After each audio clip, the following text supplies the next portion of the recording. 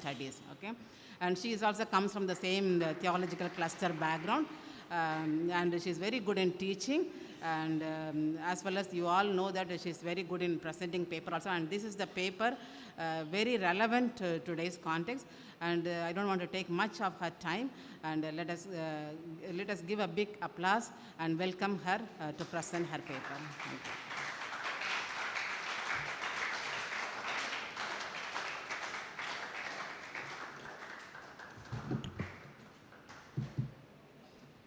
Before starting, I thank the administration and the faculty seminar coordinator for giving me this opportunity, and I thank the respondent cum moderator for her nice words about me. Thank you. My title is on A Broken World and a Triumphant Christ, Reimagining Christian Hope Through Christology from Below. In a world that seems increasingly fractured politically, socially, and spiritually, Christianity has always been fundamentally intertwined with the narrative of hope. Hope that extends beyond personal fulfillment and touches on the redemptive transformation of all creation. From the dawn of Christian theology, hope has been articulated in ways that resonate with human sufferings, yet also proclaim the victory of Christ over all that is broken in the world. But how do we reimagine Christian hope in a way that speaks to lived realities of our broken world? A more grounded approach to Christian hope, one that starts from below, which asks us to focus on Christ's solidarity with human suffering, particularly the suffering of the oppressed and the marginalized. In this paper, we will explore how a Christology from below offers a fresh lens for understanding Christian hope. A Christology from below emphasizes Christ's identity as a human who suffered on the margins of society, aligning himself with the poor and the oppressed and the downtrodden. By reimagining Christ through the lens of his from below perspective, we open up the potential of a transformative Christian hope that engages with the brokenness of the world and offers a triumphant vision of justice, liberation, and redemption. Christology from below. The starting point of this is the man Jesus, and it focuses on Jesus' humanity. It also focuses on the historical Jesus. The Gospels are concerned about faith in Christ. It emphasizes Jesus' special relationship with God, for example, prayer, teachings, authority, and miracles. It also emphasizes Jesus' passion and death, the kingdom of God in our midst. So this is more connected to an immanent view of God. This focuses the unity of God and humanity made possible in Jesus. The Synoptic Gospel serves as a foundation for this Christology from below, a theological presupposition on Christology from below. As an apologetic enterprise, a Christology from below allows the theologian to find in the life of Jesus that which could constitute an invitation for others to make an ascent of faith, to find pointers that could direct humans' query regarding his well-being to the Christian tender of a reply that refers to a particular saving action of God in this Jesus. Wolfert Pannenberg and John Sobrino opt for an approach from below. For Sobrino, to start from below, it is to avoid abstractionism and the attendant danger of manipulating the Christ event, because focusing on Christ of faith geoparadizes the very essence of Christian faith if it neglects the historical Jesus. His emphasis makes it clear that he is interested in beginning epistemologically with the Jesus of history rather than necessarily rejecting the Christ of faith. He was doing this in accordance with Pannenberg, who also declined to take a from above position. One of Pannenberg's objections of the from above approach is that it already assumes what has to be investigated first. Rather than asking why Jesus was declared to be divine, we have assumed it. But even while we reject a Christology from above, he continues, we shall later show the relative justification for such a way of approaching the question. Later on, he confirms, thus, while Christology must begin with the man Jesus from above, its first question has to be that about his unity with God. Both Sobrino and Pannenberg take from below approach as the starting point to reach the Jesus of faith.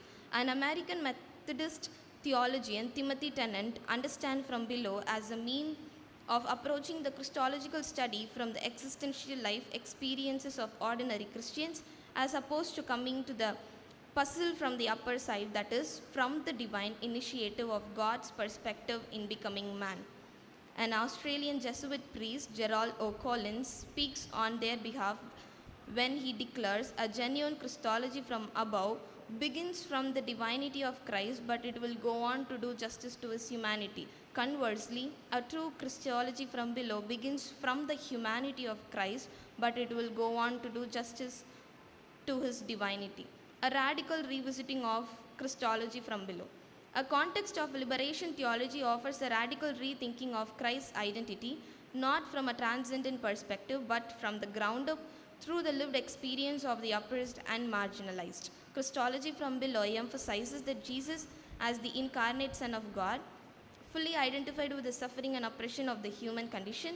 Jesus was born into the poor family under Roman Empire. He lived as the member of marginalized people and experienced injustice, violence, and even death at the hands of corrupt political and religious authorities. In other words, Jesus' life was one that unfolded in the context of brokenness, not apart from it. His ministry engaged directly with the poor, the sick, the excluded, and the marginalized. His work, therefore, was inherently a ministry of liberation, a radical identification with the suffering of the world. For Gustavo Gutierrez, the crucifixion of Jesus is not simply a moment of divine sacrifice that redeems human sin in a purely individualistic or abstract way. Instead, it is the ultimate act of God's solidarity with the oppressed. The cross represents the suffering of the marginalized and the broken, and Jesus' resurrection from the dead signifies the ultimate triumph over the forces that oppress and destroy.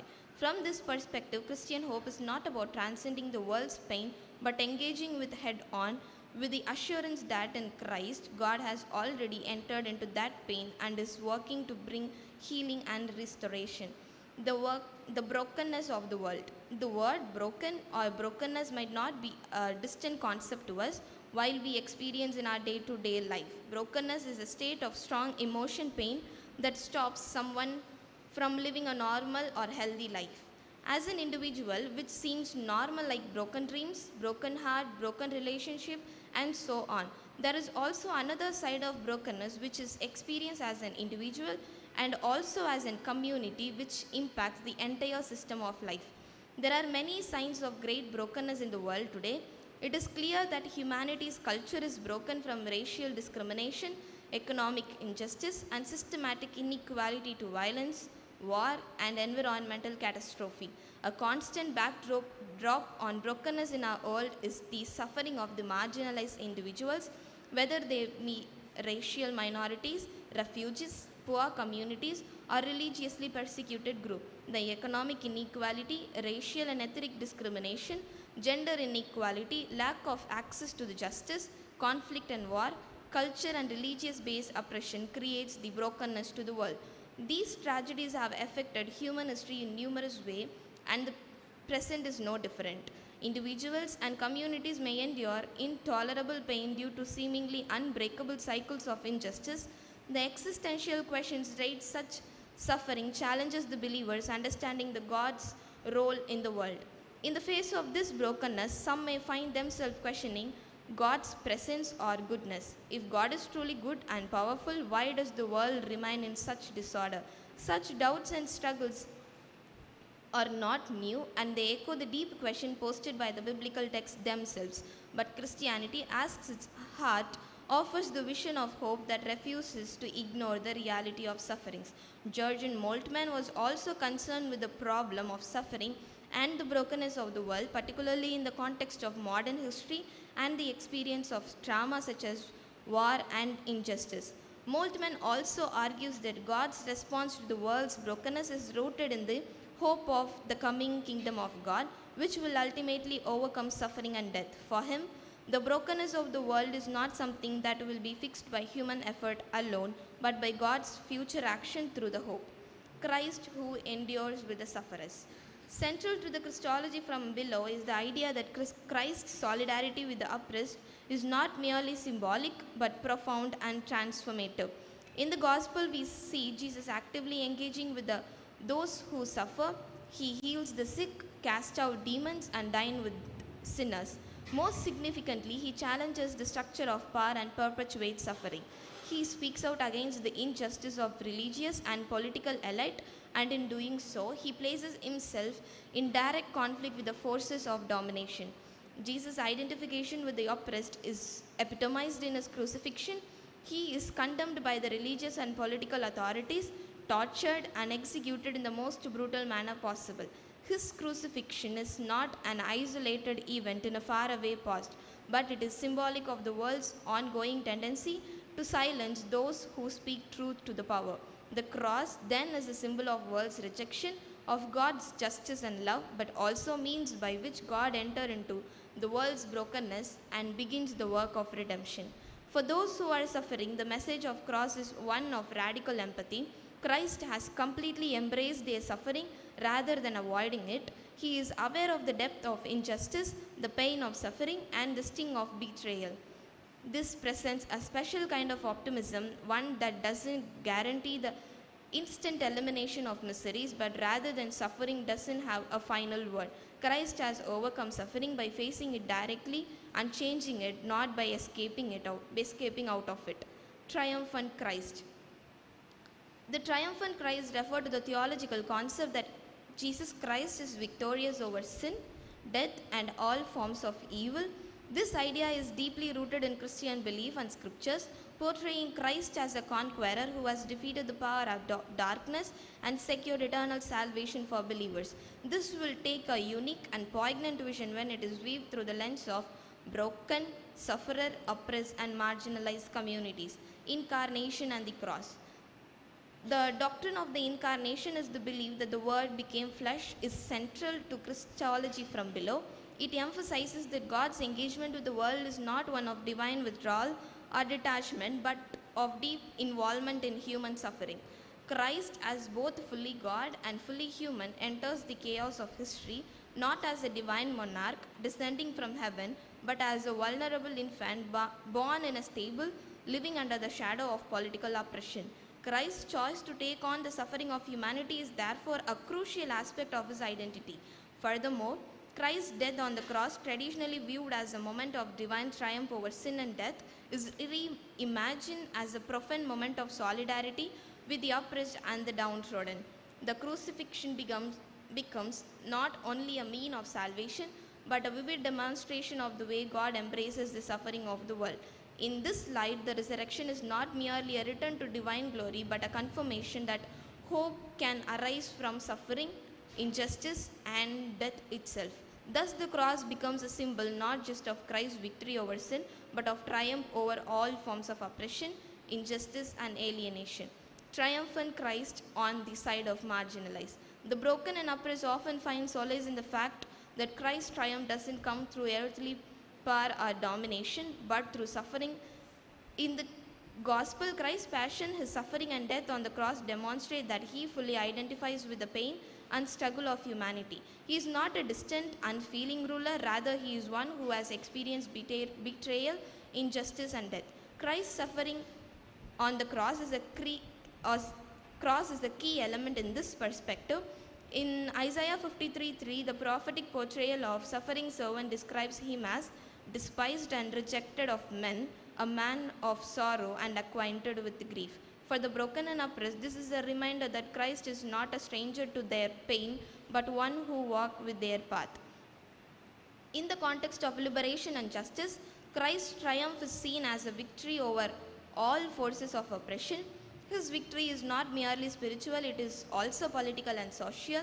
Christ's message, especially in the gospel, speaks of the kingdom of God, which is often portrayed as a radical reversal of worldly values. Those who are poor, marginalized, or oppressed are especially blessed in this kingdom. The triumphant Christ in this view is one who brings justice not in a violent or dominant way, but through healing, reconciliation, and establishment of peace. For the oppressed, Christ is the liberator, one who brings good news to the poor, freedom to the prisoners, and sight to the blind. His triumph is about overthrowing the system of injustice, whether those are social, economic, or political. Those who feel crushed by the weight of sin and the world's broken system, Christ's triumph over death and evil is a promise that they too can overcome. The resurrection of Christ is a symbol of the ultimate victory over forces that oppress and destroy life. For the oppressed, this means that death, suffering, and forces that keep them in bondage do not have the final say. There is hope that God's justice will prevail, even if it feels delayed. Christ's triumph is thus not simply a personal victory, but it has a cosmic implication for those who are broken or oppressed. It means that evil will not have the final victory, and those who are crushed and downtrodden have access to a power greater than the force that keep them down. Theology of hope. Jurgen Moltmann is one of the prominent theologians in the development of a theology of hope. According to him, theology of hope is anything but superficial affirmation of the power of positive thinking, and for him the whole creation longs for the renewal by God of hope. He argues that we must, acknowledging the suffering and injustice that mark our present experience in the world, only then we feel the force of and give witness to God's promise to heal the world. For Wolfert Pannenberg, theology of hope is examined through the connection between eschatological and Christian hope, paying special attention to the hope of the resurrection. He maintained that the ultimate goal and significance of human existence is found in the hope of resurrection and establishment of God's kingdom. According to Pannenberg, eschatology encompasses the change of all creation rather than only personal future. Karl Rahner believed in the transcendence of human, and the ultimate fulfillment of humanity in God is closely linked to his approach of theology of hope. He emphasized hope as a component of human experience of salvation, which is based on the grace of God. Rahner proposed that the human being constant aim towards the infinite is an existential aspect of hope. In this way, theology of hope has been dealt by prominent theologians from the perspective of injustice and oppression to give the futuristic hope for the whole creation. Thus, a theology of hope emphasizes the future and God's promise for the better world. It focuses on the present suffering of the oppressed. It implicitly points towards a future where justice and liberation will prevail. It also focuses on God's solidarity with the oppressed, which is a core belief of theology of belief. Theology of hope is God's preferential option for the poor and marginalized. It emphasizes Jesus' solidarity with the oppressed and marginalized. This aligns with the hope that God will ultimately vindicate the suffering and bring about justice. The theology of hope is not inactive. It calls for action to bring about the promised future. It focuses on the importance of liberative acts and solidarity with the marginalized, suggesting that Christians have a role in realizing God's vision of hope. Through the critique of injustice, the theology of hope focuses on challenging the status quo, oppressive structure, and working towards a more just world. Hope in the midst of struggle. The theology of cross and the resurrection helps Christians to understand the significance of suffering and change. God did not subject Jesus to the crucifixion in order to put him to the test, to atone for his sin, or in order to develop his character. Jesus was the target of overt and fatal anti-Semitic violence at the hands of the Roman when they killed him. The fact Jesus' followers saw his death devastated them. Fear, hopelessness, and meaninglessness engulfed them. They felt abandoned and betrayed by God as they left the cross. The unexpected discovery that God is present and fresh life is possible in the face of great suffering was made as a result of the resurrection and following events. This knowledge, which came to light after the fact, in no way executed the pain it caused. It suggested the agony of suffering may give birth to fresh life. The crucifixion of Jesus is occasionally misconstrued as a paradigm for suffering.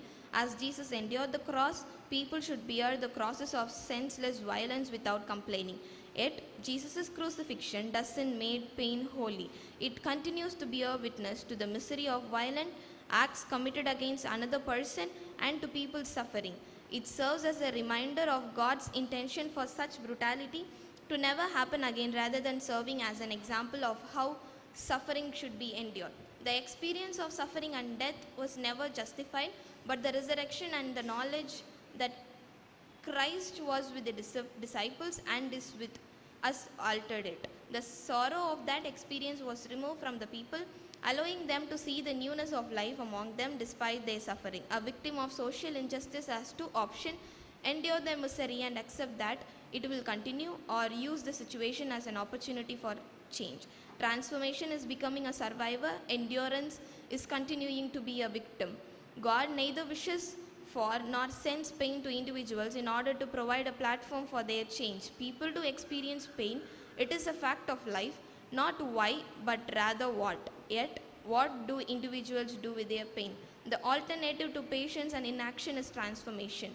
It is supported by a strong sense of optimism and fueled by a desire for justice in the face of wrongdoing. It is the conviction that things do not necessarily have to be the way they are.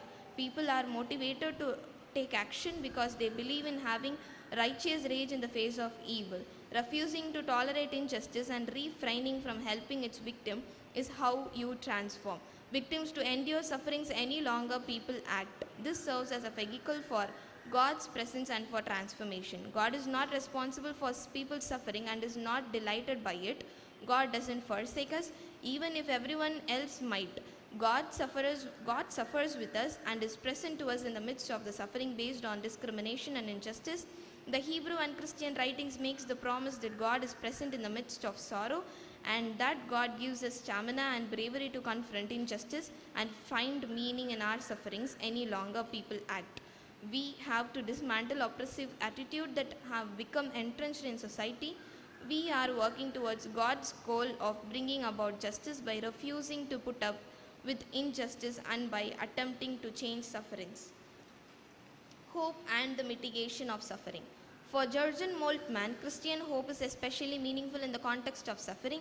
He acknowledged that the world is full of suffering, injustice, and violence. However, he doesn't advocate for a hope that ignores or diminishes the reality of this suffering. Rather, Christian hope calls believers to recognize, actively work against this. In a world that is still deeply marked by brokenness and pain, the hope of God's future doesn't provide an escape from the reality but a motivation to engage with the world's pain in a redemptive way. This insists that hope must be oriented towards action, particularly in working for justice, peace, and the easing of suffering. The Christian hope is not only a mere hope for personal salvation, but it is also hope for the transformation of society and the whole world. It is a hope that compels Christians to act on behalf of the oppressed, the marginalized, and those who suffer. In this way, hope becomes a substance for change, motivating believers to work toward the restoration of human dignity, the protection of the vulnerable, and the establishment of peace. Hope as a call to action. Dietrich Bonhoeffer highlights the concept that Christian hope is a motivating factor that pushes Christians to actively live out their faith in the world rather than being an inactive or abstract emotion. Hope is linked to God's promise and serves as motivation for action, especially in a society afflicted by injustice and despair. Bonhoeffer highlights that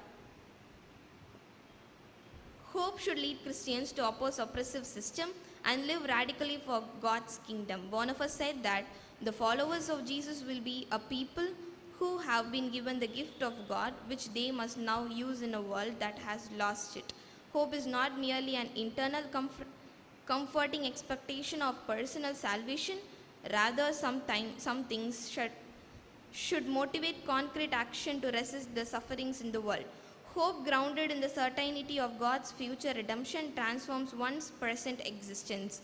This hope motivates the people to actively engage in the world, especially in situations of injustice and suffering. This hope becomes the fuel for moral and social action.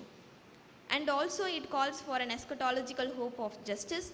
Moltmann expressed the socio-political implication of his theology of hope as follows. The point is not simply to interpret the world, history, and human relation differently, but to change them in the expectation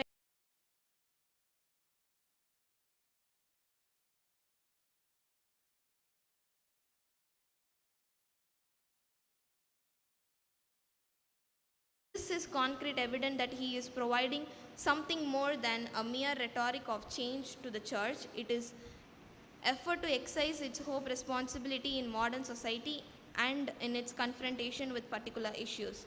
Hope and social responsibility. Moltmann makes a clear argument that the active hope of Christian has profound social implication. It cannot be separated from the struggle for justice and fight against oppression.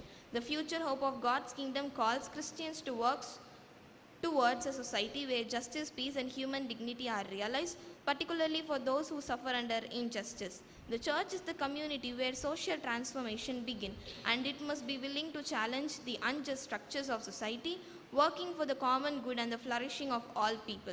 Christians are called to take part in political action, social advocacy, and practical service as these actions reflect the coming kingdom. This is a kind of hope that resists passivity or escapism, a hope that looks beyond the individuals and towards the transformation of the world. The hope of God's coming kingdom inspires Christians to be the agent of change, working to dismantle system of injustice and building a more just and peaceful world. A Christian hope from below encourages us to strive for global justice and acknowledge the solidarity of oppressed people everywhere. Therefore, Christ's victory is a worldwide reality rather than only a local or personal issue. The fight for justice, peace, and preservation of creation must mirror Christ's victory over the forces of sin, death, and injustice. Therefore, Christian hope must be profoundly social and political, requiring Christians to be change agent in the world, in addition to being spiritual or personal. This hopeful perspective pushes us to see the world in the light of Christ's continuous effort to make everything right with God rather than in terms of tragic despair. Church and the solidarity. It is the responsibility of the Church of Jesus Christ to recognize and support the oppressed and the marginalized. The act of solidarity serves as both the benchmark for biblical faithfulness and the framework for evaluating how social structures either support or end the exploitation of the weak. Being a part of the marginalized religious community means that one is expelled from the ability to hear and understand things from the social structure that upholds privilege and power, as well as from the ideologies that conceal them. Individuals are influenced and shaped by ideologies and social institutions which are influenced and shaped by individuals. Christians, like everyone else, are born into a culture where their ideas and character, in other words, who they are, and they are shaped by the dialectic relationship between them and the community.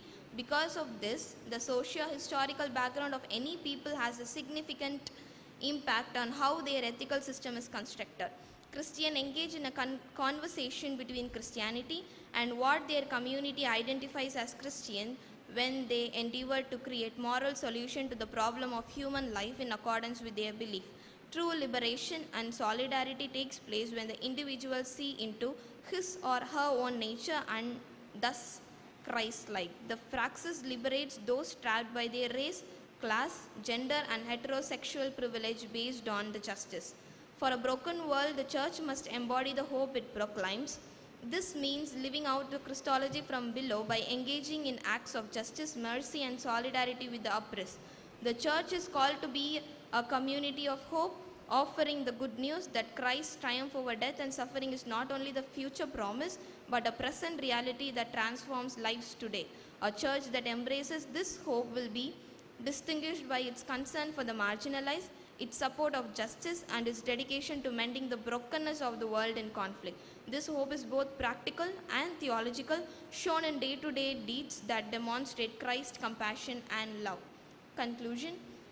Christology from below that reimagines Christian hope provides a way to deal with challenges of a broken world. Rethinking Christian hope is in a profoundly meaningful sense is possible through Christology from below. It also invites us to reconsider how we understand the global nature of suffering and redemption. By emphasizing Jesus' life, suffering, and victory, demonstrate that Christian hope is not detached or abstract, but rather intricately linked to the reality of broken world. We all have come across the term Jesus of Galilee. Jesus' mission in Galilee made him one among them, though he was born and brought up in a Jewish family. His Jewish identity among Galileans as a social reformer, charismatic preacher, healer, and teacher helped for the holistic transformation of the broken world.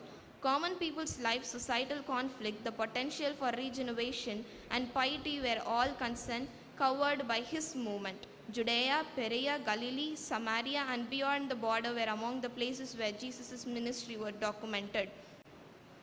The Sea of Galilee was well familiar with the Galilean area, which included Bethsaida, Magdala, Capernaum, Chorazin, Gennesareth. Although Jesus traveled to higher Galilee, the Gospel indicates that he was mostly in the lower Galilee. Jesus was well versed in rural regions and addressed the social, cultural, ethical, religious, and political concerns through his public teachings, preaching, healing, miracle, and exorcism. From the perspective of the triumphant Christ, more than focusing only on the cross, we should focus on the life of Jesus, that he had lived a life that was triumphant, our lives along with him. Christ lived a life that taught us to be the good human beings. I would say that triumphant Christ was not only on the cross, but on the living and working among the people of marginalized and the oppressed. This reimagined hope encourages us to emulate Christ's kindness, justice, and love in order to be the changing agent in the world. We are driven to live in the present while anticipating God's coming kingdom by the dynamic, active power of Christian hope. This hope calls Christians to engage with the world's brokenness by actively working for justice, peace, and mitigation of suffering. It encourages the church to emphasize both the Christ who suffers with the humanity and the transcendent, victorious Christ. The church is integral to this vision as it is the community that embodies and participates in the realization of God's kingdom here and now. Through the lens of Christology from below, we see that triumph of Christ is not only the future promise, but also the present reality that calls us to work for justice, peace, and the renewal of all creation. Thank you.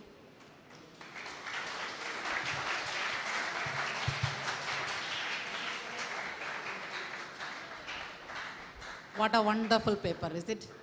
Yes. Now the student respondent can come on.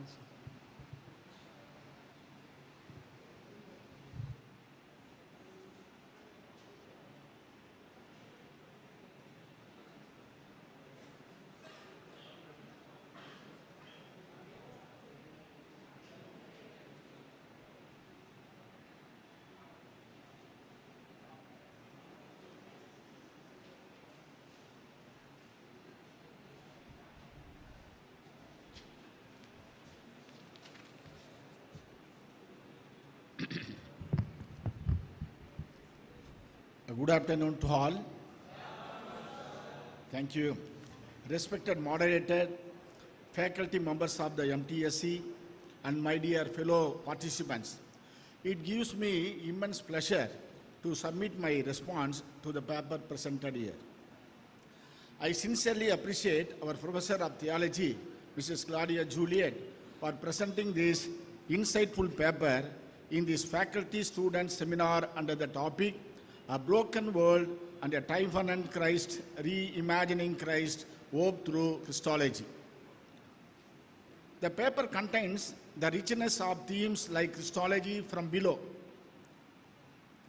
the theology of hope, and the cross, which are effectively presented in. The paper by Mrs. Claudia Juliet presents a compelling argument for a Christology from below, emphasizing it as a foundation for Christian hope. Below is my critical response, structured into key subpoints. Strengths of the paper. The paper effectively integrates theological perspectives from Voltaire and Bamberg and Jürgen Molten and John Sobrino, providing a solid academic foundation. The contrast between Christology from below and Christology from above is well articulated, showing awareness of both historical and contemporary theological debates, social relevance and contextual theology. The discussion of marginalization, oppression, and injustice aligns with the liberation theology, making it highly relevant for contemporary Christian social ethics. The argument that Christ's incarnation and crucifixion serve as a radical act of solidarity with the oppressed is well developed and resonates with the real world issues. Integration of Christian hope with action. The paper moves beyond abstract theological reflection by advocating for active engagement with social justice, coherent structure and clear argumentation. The progression from Christology from below to the theological implications for Christian hope is logically structured. Areas of critical engagement and improvements. Potential over-emphasis on Christology from below. Potential over-emphasis on Christology from below. While the argument between human and divine nature of Christ is acknowledged, it is not sufficiently explored. Insufficient engagement with alternative views on hope. Insufficient engagement with alternative views on hope. The paper largely frames Christian hope in terms of justice and liberation, but does not fully engage with the traditional eschatological perspectives. The paper largely frames Christian hope in terms of justice and liberation, but does not fully engage with the traditional eschatological perspectives. Lack of concrete examples of contemporary applications. The discussion of injustice remains at a general level only. More specific case studies, example, refugee crisis, caste discrimination in India, and economic equality could strengthen the argument. Theological nonsense in the doctrine of the cross and resurrection. The paper's discussion of the crucifixion as a movement of solidarity is compelling, but it could further address atonement theories. The paper's discussion of the crucifixion as a movement of solidarity is compelling, but it could further address atonement theories. For instance, how does Christology from below interact with the satisfaction theory, penal substitution theory, or moral influence models of atonement? For instance, how does Christology from below interact with the satisfaction theory, penal substitution theory, or moral influence models of atonement? Possible over-reliance on liberation theology without addressing in criticism. While the paper compellingly uses liberation theology, critics argue its risk politicizing faith or reducing Christ's mission to social activism. Engaging with such critics, example from Pope Benedict XVI, writing on liberation theology, could strengthen the argument. Engaging with such critics, example from Pope Benedict XVI, writings on liberation theology could strengthen the argument. Suggestion for further development. Incorporating broader Christological perspectives. While Christology from below is well developed, incorporating perspectives like kenotic Christology, reference Philippians chapter 2, verses from 5 to 11, or Eastern Orthodox visions on theses could enrich the discussion.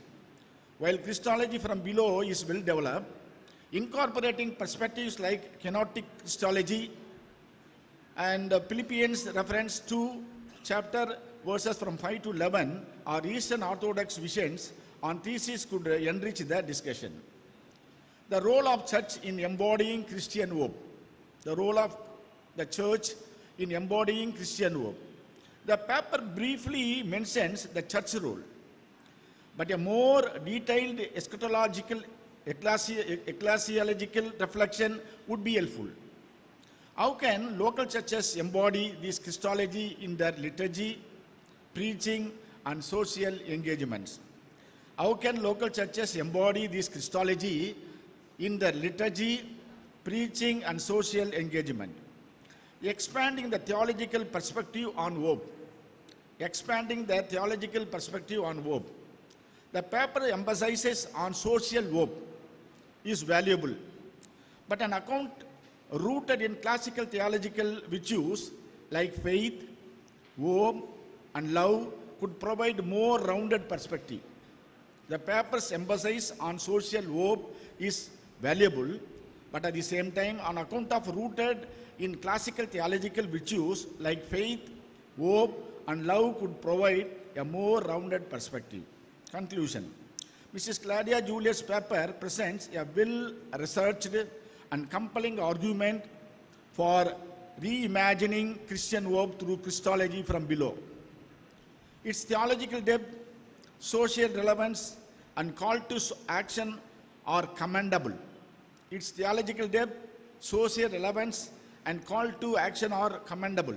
However, balancing this approach with the alternative Christological perspective, engaging criticisms of liberation theology, and providing more concrete applications would enhance its academic vigor and practical relevance. In theological depth, social relevance, and call to action are commendable. However, balancing this approach with alternative Christological perspectives, engaging criticism of liberation theology, and providing more concrete applications would enhance its academic vigor and practical relevance. Overall, this paper provides an insightful contribution to field of study, appreciate the thought-provoking discussions, and look forward to further argument on this topic. Overall, this paper provides an insightful contribution to field study, appreciate the thought-provoking discussion, and look forward to further arguments on this topic. Herewith I am closing my criticism. I wish ma'am best of luck in her future ministry. Thank you.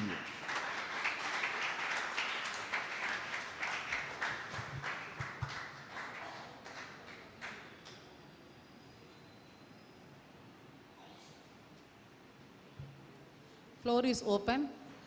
Faculty and students, you can come forward and ask suggestions or clarification, or if you have any provoking questions, you can raise the questions to the presenter.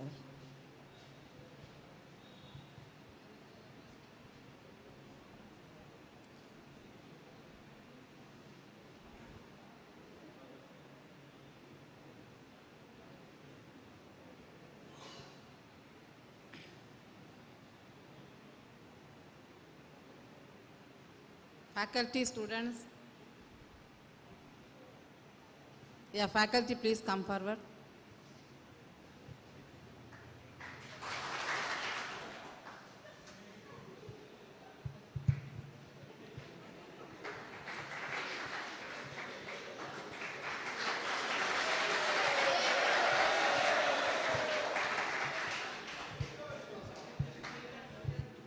தூங்குறவங்கள யாரும் தட்டி எழுப்பாதீங்க, வர்றவங்கள தட்டி கை தட்டி எழுப்பு.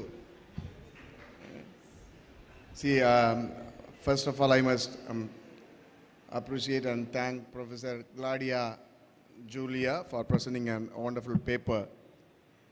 And actually, I'm very sad that I came up in the first two pew and waking up the girls from deep sleep. I'm sorry to say this because she is just speaking for voicing out for yourself, developing a kind of a theology from below. And women are supposed to be from below. And she is speaking for you, and you are yourself are sleeping, and I don't understand. So she puts her heart and labor and all the efforts to speak for you, and then when you sleep, what's the point of making this seminar a successful one? So I think maybe we could, it's a good that we could give a paper to everyone, or let us allow them to at least use the mobile when they are here. Adum tappa dhaan use பண்ணுவாங்க, அது ரெண்டாவது கதை. But at least so that, because when you were presenting your paper here, I went around pew and met more than 15 people. Deep sleep. So I'm sorry. You are here to learn, and when you don't learn here, where will you learn?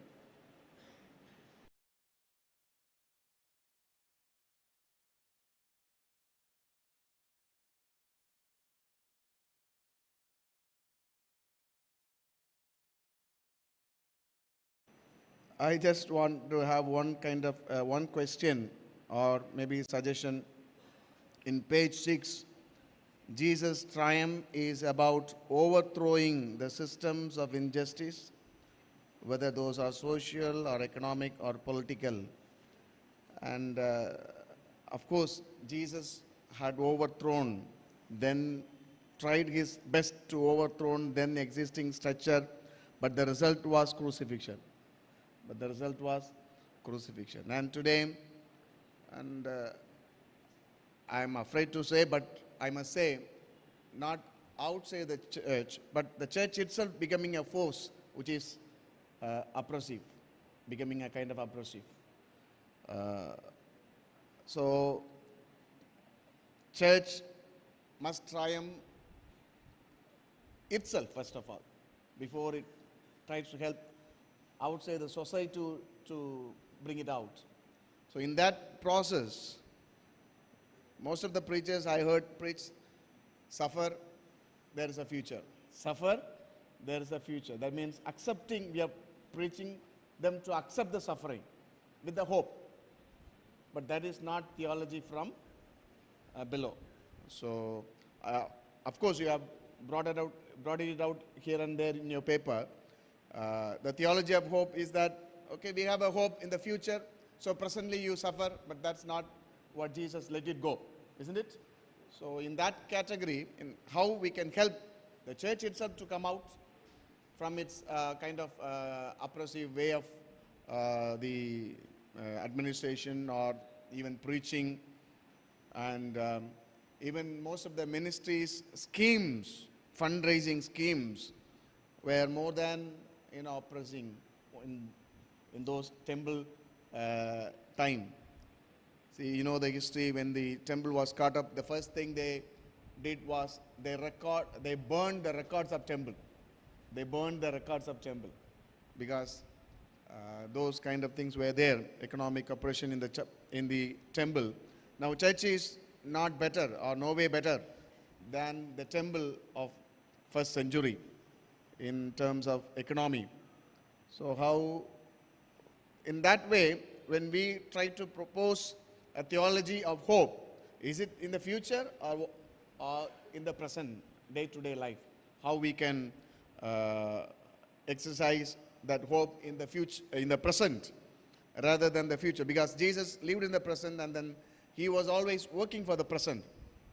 Of course, there is a hope. We have a hope, but that doesn't give a kind of passport for us to exploit the community. We also become an exploitative structure in a way, many of the time. Saying that, most of our preaching is like that. There is a future, so endure suffering. But church has to come out first. And then how can church be triumph? That's in the application part, of course, you may throw some light on it, but I just present this just not for the presenter of the paper, but for all of us to think over it. Is really possible as church, as Jesus triumphed in overthrowing, and today can we triumph in overthrowing? So this is just for the floor to think over it. The person may throw some light on it also. Thank you for the opportunity.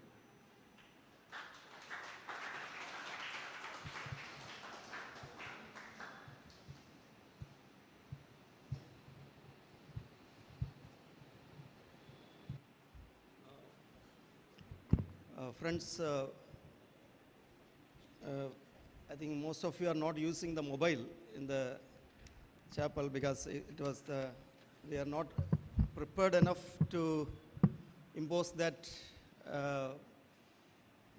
rule, I think, or that something like kind of all of the sudden taking away the mobile is something handicapped, because we are after the COVID pandemic. I think we are used to the mobile in using different places, even in the classroom as well as in the chapel. We are allowed. All of the sudden, you are taken away the mobiles. So, without giving sufficient hard copy to you, I apologize for that. But even then, according to the class-wise, I have given one copy to all of you, each class-wise. And among the girls, I think there is one copy. Can I see your copy? Hard copy? Yes, it is with you. So kindly utilize that hard copy to raise some question from each classes, particularly from, irrespective of class, from the girls' side. From the girls' side, I think one question, and class-wise another question. So 6 questions we are, or clarification, whatever, from your response. So there is, I hope that, so kindly utilize that hard copy which is available to you among your friends. You decide who will be raising that question. No, I am saying at least one person has to raise some concern on this paper which we had this. Coming to the presentation, I also joined with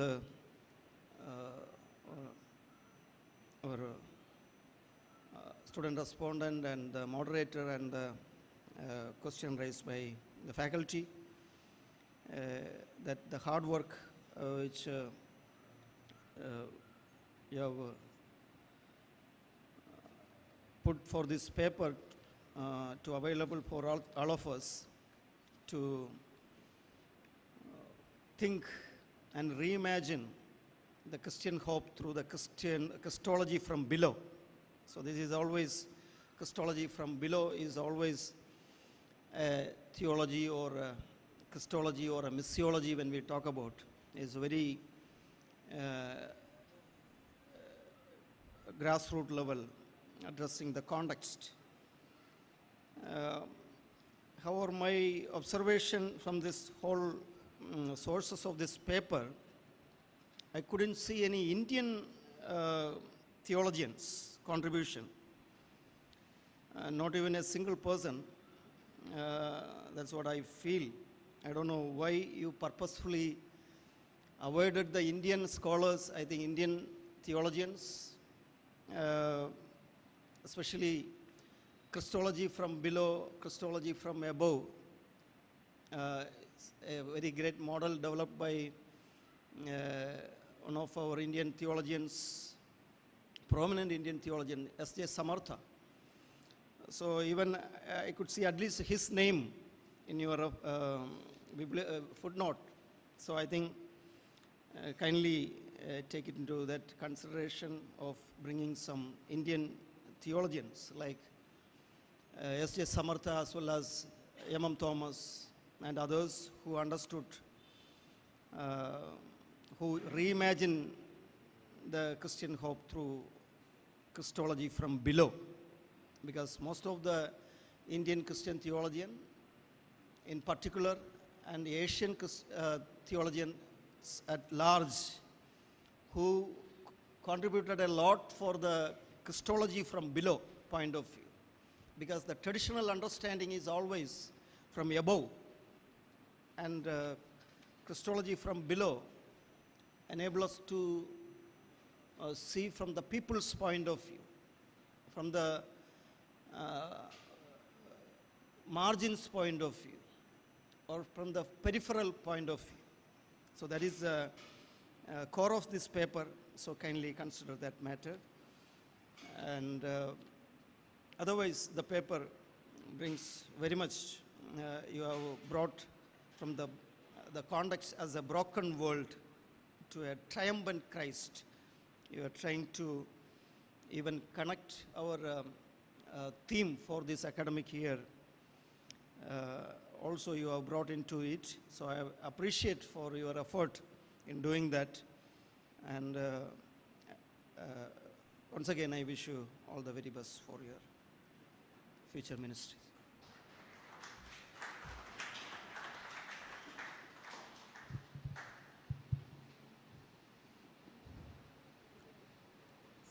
So any faculty would like to come and give some suggestion before we go to the student side?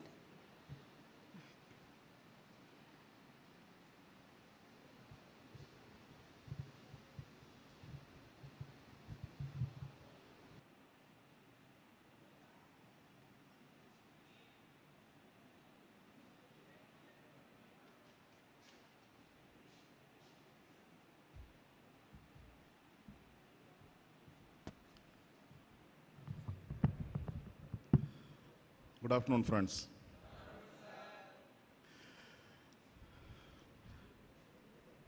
Thank you for giving me the opportunity to stand before you in order to say a few things about this paper which was presented just now. I appreciate the presenter, Mrs. Claudia Juliet, for your sincere work, and you have brought out so many insights on the basis of Christology from below. It is not theology from below, but Christology from below. So there is a specification in the paper.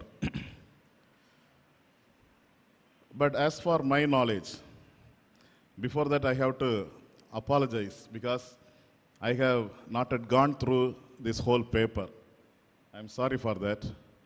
Secondly, I didn't listen your paper even. I was not here. But still, when I got the paper, I just gone through. If I am wrong, so please, you can correct me. As for me, this paper is more general. More general. It's talking about the brokenness. It's very general, not any specification of brokenness or brokenness of any particular community. It is not highlighting any particular things, brokenness. Then the hope for the victims, the hope for the victims. What kind of hope for that particular issues faced by the marginalized or people from periphery level? Okay. So in that connection, we have to bring out our papers. That's why the implication is also become more general. From specific point of view, no one can adopt this hope for their personal issues or personal difficulties. So I encourage the presenter, so hereafter, when you come with a paper, and other faculty members and also even student friends, when you come out with a paper, you please come with more specific outcome. Because everybody is talking about theology from below, Christology from below, so many theologies. When these papers become documented, it is not moving from that point. Okay, once it's documented, that's all. It is not have any implications in the society or among the community. ஏதாவது ஒரு வகையில் ஒரு சமுதாயத்திற்கு ஒரு தாக்கத்தை கொடுக்கும் என்றால் இந்த பேப்பர் வந்து valid. I am not talking about this paper. பொதுவாக நாம் ப்ரெசென்ட் பண்ணுற பேப்பர் வந்து ஏதாவது ஒரு தாக்கத்தை கொடுக்க வேண்டும். Some kind of impact must be made through our paper. அது ஒரு முறை ப்ரெசென்ட் பண்ணிட்டாங்கன்னா அதுக்கு பிறகு அது அங்கிருந்து மூவ் ஆக மாட்டேங்குது, எந்த இம்ப்ளிகேஷனுக்கும் அது போக மாட்டேங்குது. So when we take effort for preparing a paper through our research, so please note it down, we have to be more cautious about very specific things in the community.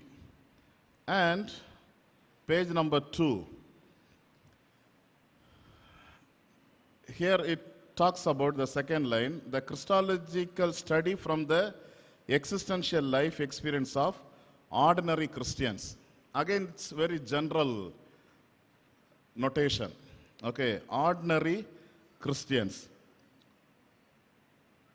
Generally, we can say that the Christians are minorities in India. As for India, Christians are minority. சிறுபான்மையினர், கிறிஸ்தவர்கள் சிறுபான்மையினர். Then we consider all the Christians are broken. All the Christians are marginalized. But it is not true. Okay. Among Christians, the power structure is prevailing above the people, those who are really suffering in the community. Whether it's a church or in an institution or in a community Christian gathering, there we can see the power structure. The people, those who are in power, those who are having power, they are dominating. But they are also considered as Christians, and they are also considered as marginalized. They are also, so this Christology, my question is this Christology really helpful for the people, those who are in power? Okay. Can we connect this hope, this brokenness, the triumphant Christ? Is it not a biased Christological approach? Because among Christians, one sect of people holding power and oppressing the other group of people. Now how you are calculating or how you are measuring the ordinary Christians? Measuring ordinary Christians or minority Christians. So in that point of view, if we approach, definitely we can bring our idea on a specific circle. Otherwise, definitely it will become a general concept of approaches. And this paper is really good because it has all the elements. Okay, it will helpful for the people, those who are under brokenness.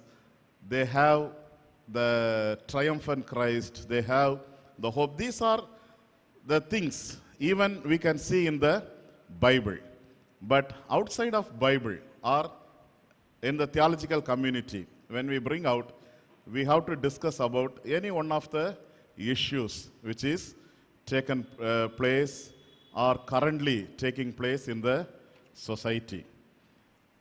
Apart from this, I am not, it's not blaming, okay, since Claudia Juliet was my student, now she is my colleague, okay.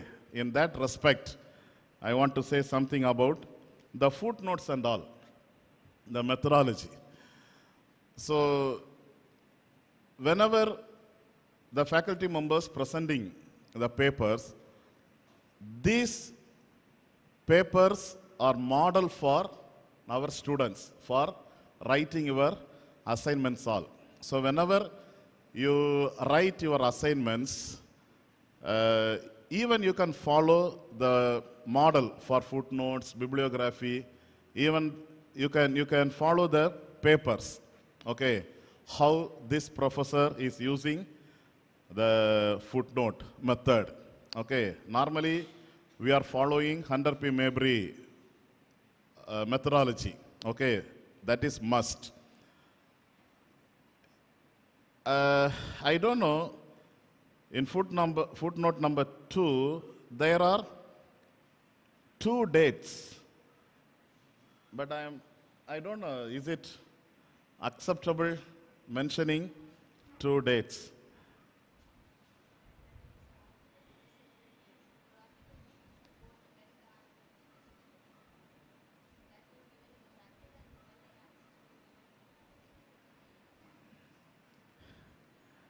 I don't know. Okay, so please clarify that. And also, when the footnote, one footnote number is repeating, then you have to write in short form. For example, 2 and 4. Footnote number 2 and 4. Okay, The fourth one is it is not in short form. Then page number 9. 17 must be in a full form, 18 must be in a short form. But it is in reverse order. Okay. So that also we have to correct. And also left margin, you have to give one tab. One tab left you have to bring. So these are very small things, but if you practice, this is for student friends. If you practice from your OBD, then only you will become a good writer in the theological circle. Okay. And regarding with the papers, giving papers to the students. See, if you are not, the papers are not available, even you can follow the screen, okay, in which the whole paper is appearing there. So you can follow it. Even Arul Sam sir suggested that you can bring some papers or scribbling pad with pen. You can write it down, okay, and you can raise questions. You can make some comments. So this is the only place that you can raise your voice, okay. But you are simply sitting and wasting your time. So please, friends, it's my request. So from next seminar onwards, please bring paper or scribbling pad and a pen. Then you have to have the practice of taking notes. Okay. Again, following Arul Sam sir's footstep, please don't sleep in the chapel. Don't sleep in the chapel. Thank you.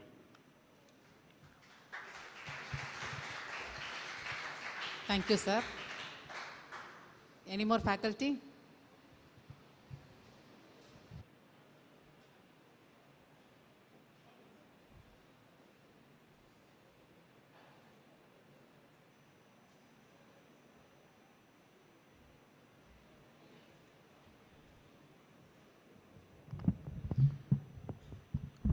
Thanks to Mrs. Claudia ma'am for the paper, and we can see the coherent throughout the paper, and I have some observation from the paper. A broken world and a triumphant Christ, reimagining Christian hope through Christology from below.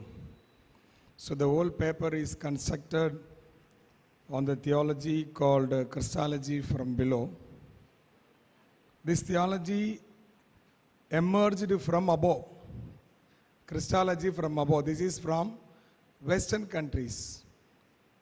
The people who oppress others, the people who try to dominate over other countries, they talk about Christology from below.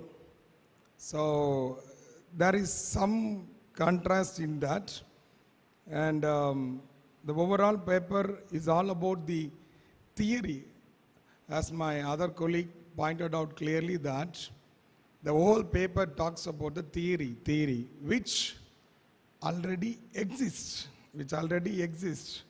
So when it comes to research paper, we need to concentrate on some issues, and as a recipients of the paper, we want to get some clarity about any one particular issue that is existing today. So that part is not mentioned in the paper and concentrated in the paper. Anyhow, we can relate the theory with the practical problems that we see today. And one question to the presenter: when we concentrate on Christology from below, what about Christology from above? There is another part called Christology from above. A famous Jesuit father, Geraldo Collins, he pointed out that Christology from below begins with the humanity of Jesus in his cultural heritage and history. Christology from above begins with the divinity of the pre-existence word which descends into the world of man. So the paper fully concentrates on the Christology from below. What about Christology from above for the marginalized people? So we try to say again that the marginalized people should be looked from the below perspective. What about the above perspective? So that needs to be clarified, because above and below should be balanced, at least in some area. If you talk about the Christology from above for the marginalized people, that would be better. And overall, the paper is very good. And if you want to use it for your, is there any subjects related to this? No. Okay. Thank you, ma'am. Thank you, sir. Any more faculty? Before we go to students, I request Mrs. Claudia to respond the questions. I thank the student respondent, Mr. Arul Das sir, dear faculties, Arul Sam sir, Kingsley sir, and Daniel sir for your guidance in this paper, Vijayan sir also. And I have to clarify few things. I'll start from Arul Das sir. So he has raised questions like why I have left eschatological perspective, atonement theories, kenotic Christology, and so on. So I think I have mentioned the eschatological perspective in my paper when I talk about theology of hope. And atonement theories will lead to a different understanding portraying about the death and the resurrection of Jesus Christ. So my intention was not to talk so much on the cross, but on the life and the ministry of Jesus Christ. So I left atonement theories. And I don't know that kenotic Christology will suit with the broken world, because kenotic Christology is something like Jesus Christ is limiting himself using the divine things, voluntarily limiting himself. So I don't think so that Christology, kenotic Christology will suit the broken world and talking about the marginalized and the oppressed. And I thank Arul Sam sir for giving me a knowledge of using the triumphant church. Basically, I was thinking like how to call church to act on this marginalized and oppression side, but I did not use my mind to think about the triumphant church, how church can act or how church can bring out all these things. So I thanks sir for giving me knowledge about talking on triumphant Christ. I will use it in my while revising this paper also. And I will try to add Indian Christian theologies also, sir. I have mentioned that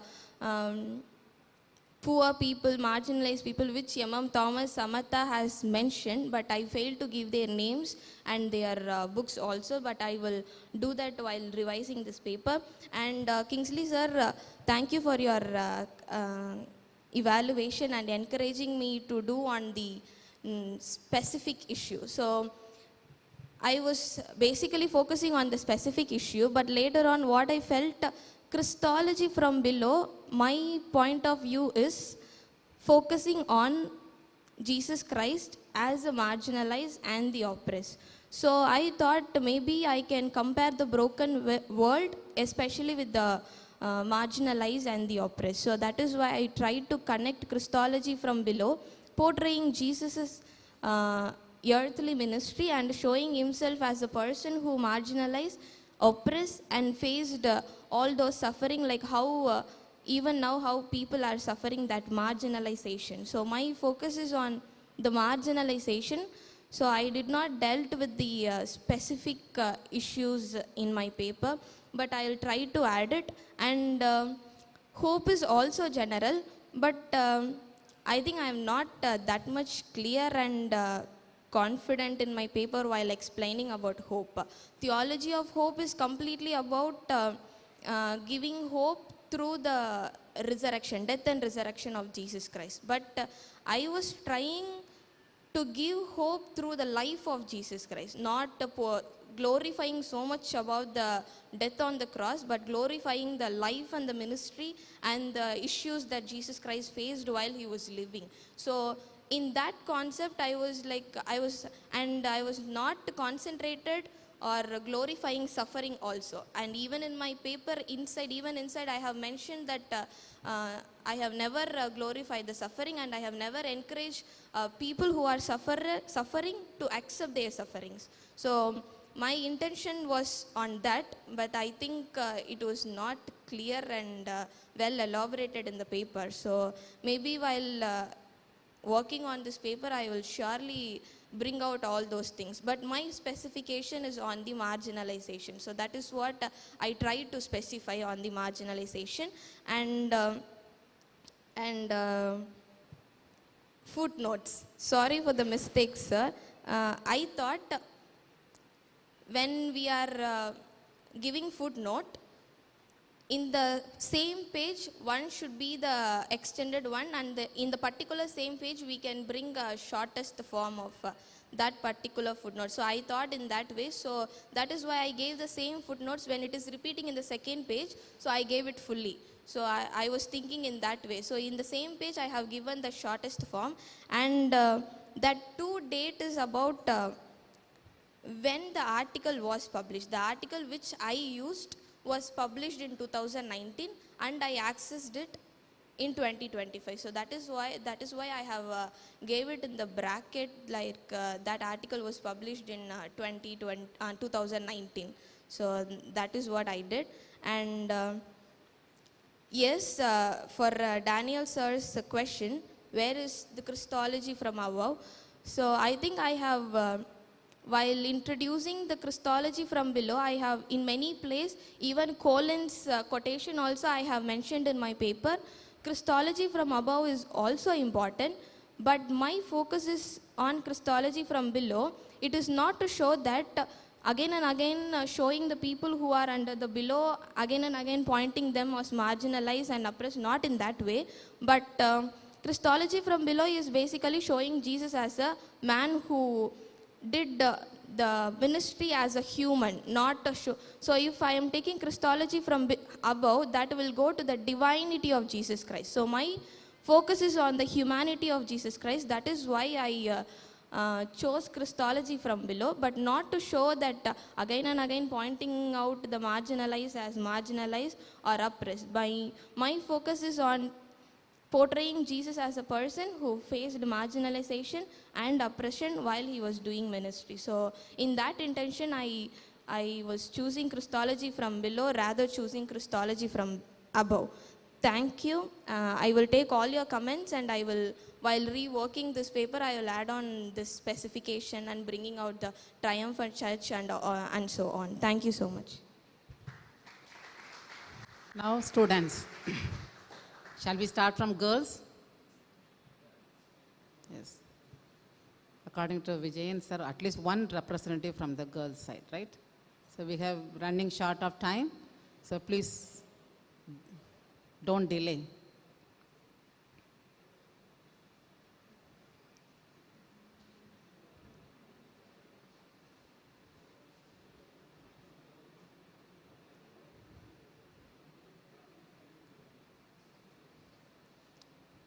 Yes.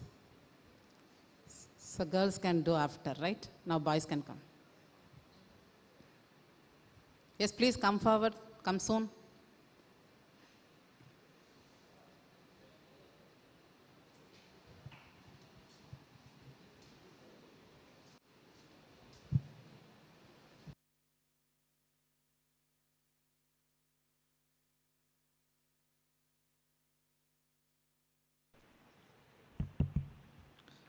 Congratulations, ma'am, for your wonderful paper. I have some questions to clarify.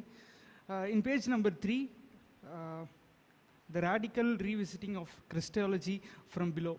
In second paragraph, in third line, the cross represents the suffering of the marginalized and the broken, and Jesus resurrection from the death signifies the ultimate triumph over the forces that oppress and destroy. The cross represents the God's love towards the lost humanity. The cross does not talk about the rich or poor. Then how could you say that the cross is only for marginalized? Then in page number 6, the triumphant Christ on the side of the marginalized. In the title, in second point, fourth line, you mentioned that those who are poor, marginalized, or oppressed, or especially blessed in this kingdom. But this verse is not talking about the material poor, but the spiritual poor. So those who are spiritual poor means those who are recognizing the inability for the salvation. So in last two lines also you mentioned that Christ is the liberator, only who brings the good news to the poor, freedom and the prisoner, and sight to the blind. How can you say Jesus Christ came to give good news only for the poor? Because there is many rich people in the Bible, no? Matthew, Zacchaeus, Paul, Philemon. There are many rich people in the Bible. So how can you tell the gospel is only for the poor? By bringing equality to the marginalized, I think you're marginalizing the rich people. So this is my question. Thank you so much.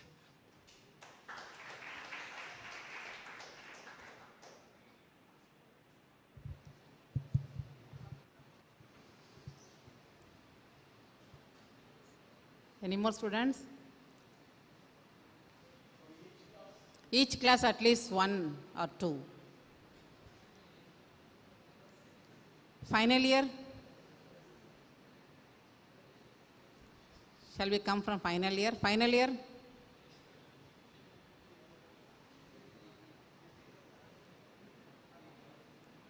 You want me to call by name?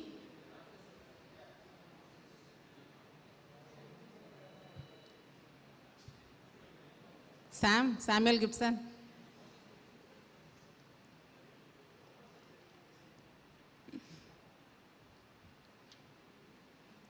Either you come or you force Moses to come.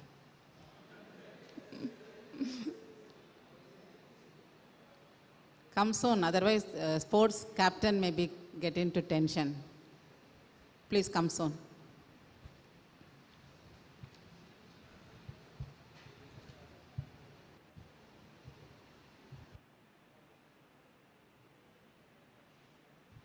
By the time third year, be ready.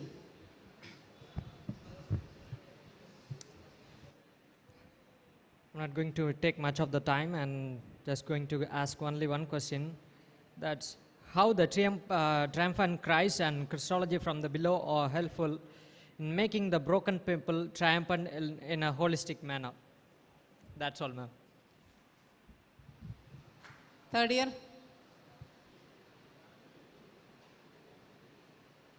One more third year students can be getting ready.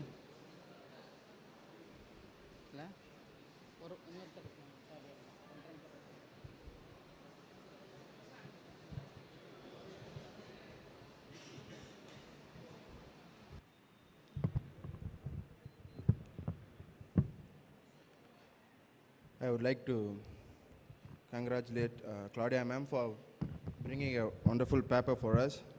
This topic itself talks a lot, like it resembles our present situation. I hope so. So I just have one doubt.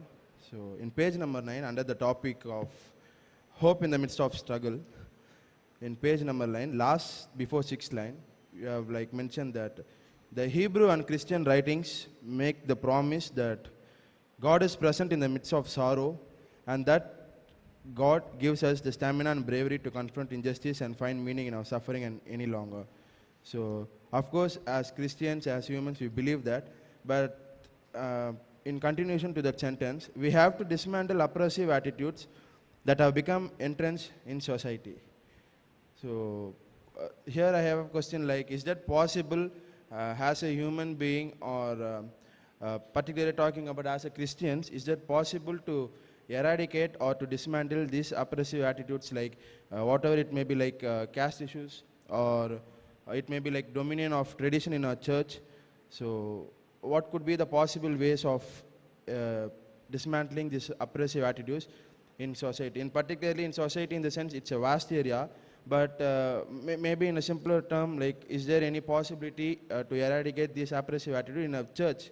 Even though as Christians we face many problems in our church, as Matthew 28:19 says, a commandment that Jesus has given us, like, go make disciples of all nations, baptize them. So here this is a kind of, this is a different sector where we need to follow the commandment.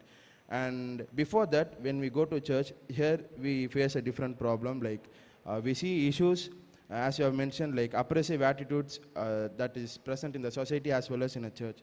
So as a presenter, can you suggest some ways to eradicate these oppressive attitudes? As we future pastors, we face this when we go for weekend ministries also. So this is the question, ma'am. Thank you.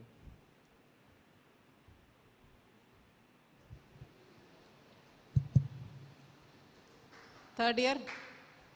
One more student, please.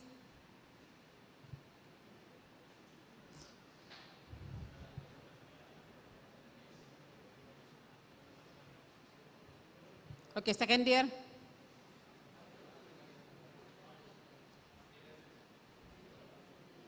First year.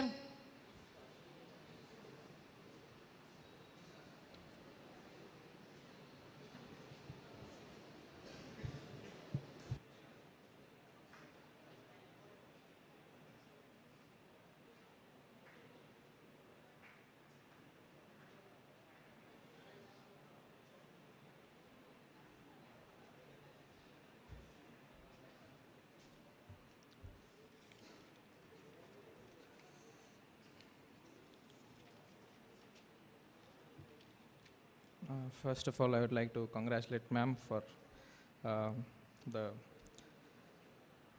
speech, and it was very good, and thank you for helping us to gain deep insight in the broken world and the triumphant Christ.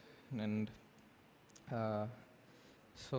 we don't have any specific doubts. We would like to congratulate you and to thank you for giving us this session. Thank you so much. OBD.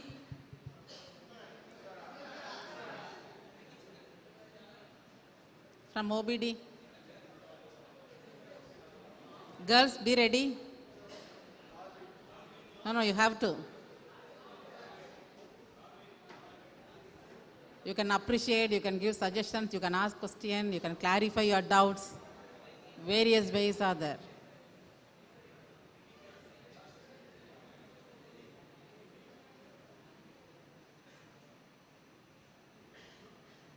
You can ask in Tamil also, I will translate to her. She knows Tamil. Come.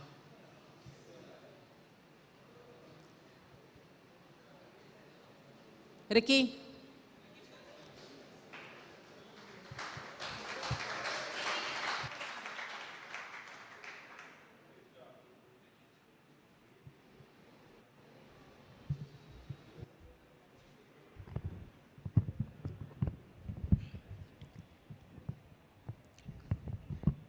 Behalf of OBD friends, I wish to give a response to your paper present. Thank you. I thank the presenter for giving insight, the hope to Christology from below. The paper encouraged us that Christian is also on the inside of below or oppressed. This paper explains about the broken world. Hope is this mystifies the suffering which help us in our future ministry. Thank you. Girls,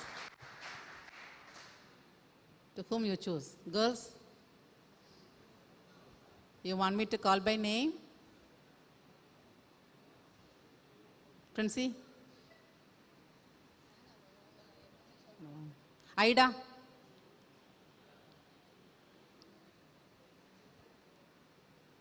Okay, Chlorine.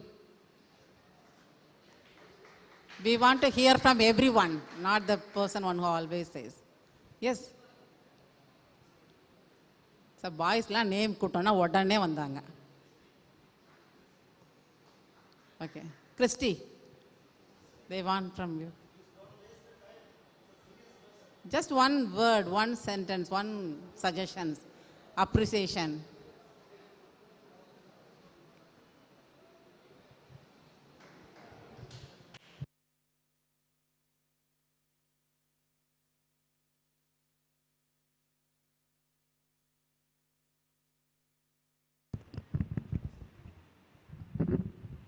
So I congrats Ma'am Claudia for your paper. So one thing is Christ is a suffering God. So if we see Christ from a feminist view, so we can get a hope that Christ is suffering for women. And if we see Christ from people who are oppressed and who are marginalized, we can get hope that Christ is suffering for those oppressed and poor people. So my question is, what can we learn from this paper? So it is a common way, because if I am in thirsty, if I see God, I will get hope. So it's a common thing. So through this paper, how as a students we can get a deeper knowledge by this paper? That's my question. And next thing is page number 6. 3.2 have mentioned one point, and under that he have to mention like 3.2.1. So next you have to mention like 3.2.2 and 3.3.3. So kindly change it, ma'am. Thank you. Any more?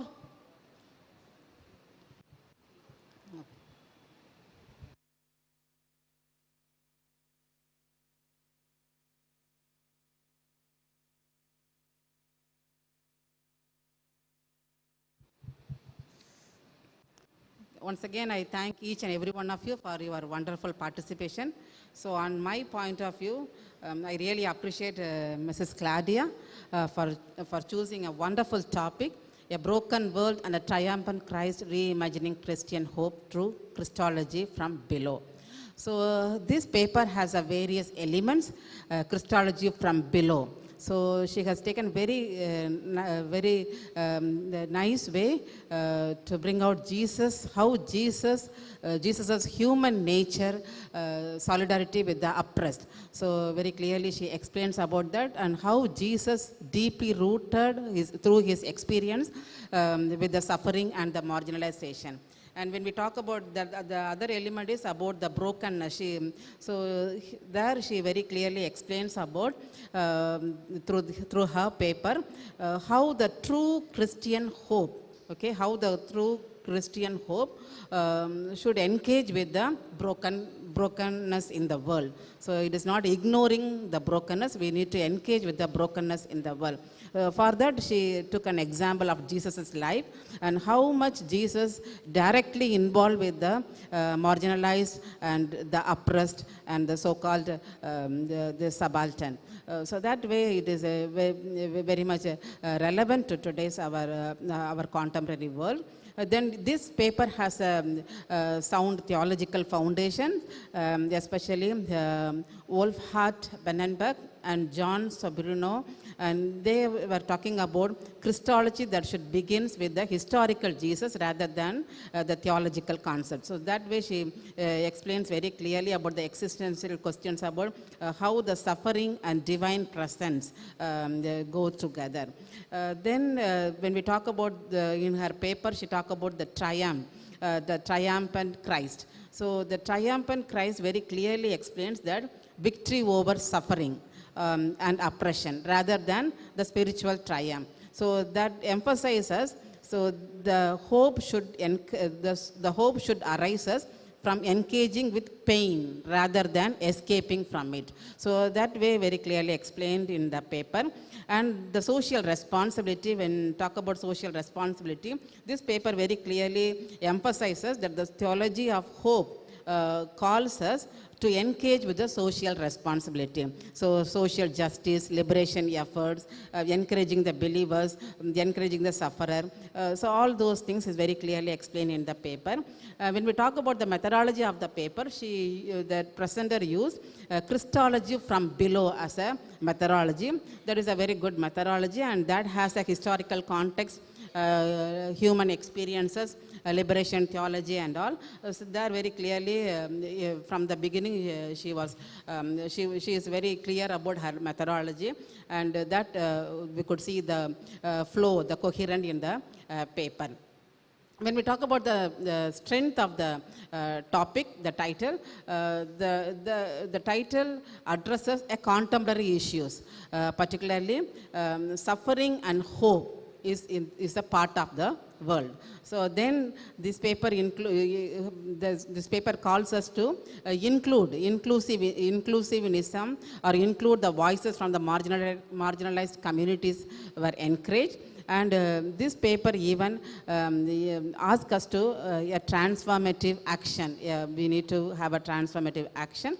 And overall, the triumphant Christ conveys the message of victory over despair, or victory over the